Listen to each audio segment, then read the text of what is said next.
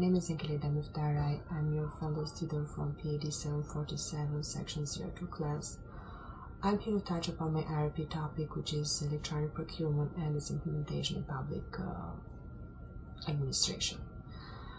Procurement itself represents an essential and vital management function for both private and public entities. Government procurement makes up about 20% of the world GDP.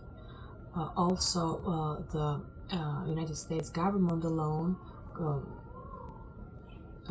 spent about $1 trillion a year in purchasing goods and services. Electronic procurement came relatively late on the table of government agenda by 1998, I believe. It actually emerged as a subsidy of electronic government initiatives that sought to improve the quality and effectiveness, efficiency of government performance. Also to increase the compliance and enhance and also to enhance the transparency of the financial transactions.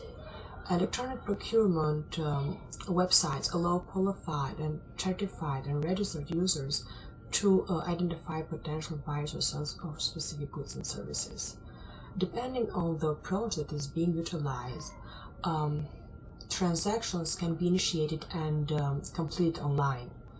And also buyers and sellers may specify costs or even invite bids, but always this depends on what approach is being utilized by a specific agency or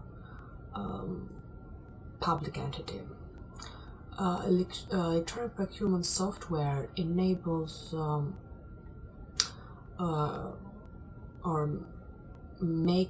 can make the public organization qualify for greater discounts and special offers, especially if they utilize ongoing purchases. There are some subphases of electronic procurement process that I want to mention in this kind of introduction, just to give you a better idea what electronic procurement consists of.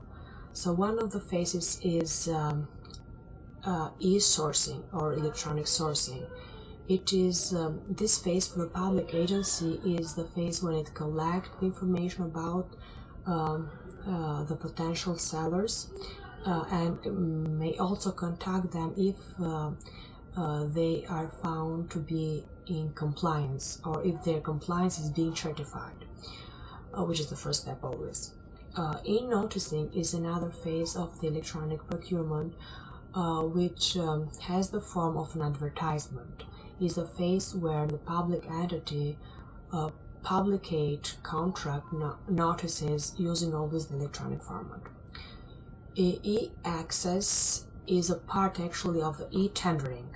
Both e-access and e-submission are two parts then when are unified make up e-tendering. E-access is the electronic access of the contract documentations and specification. Also, the submission is closely related to this phase because it's the phase where the sellers submit their offers in electronic format. And then comes the e-awarding phase, where the public entity identify the best offer and award the contract to the seller that gives that offer. Today, electronic procurement is spread on all levels of government in the United States. The federal government is the one that is leading the process. It is using a unified approach, and that's what I believe makes it more successful in implementation of electronic procurement. But the states and local governments are also embracing these kind of initiatives, and I believe it comes because of the advantages of this innovation. Electronic procurement means less paperwork, it means more transparency, it means cutting transactions cost. It also means lower prices. All of this make it a better choice while compared with the traditional form of procurement.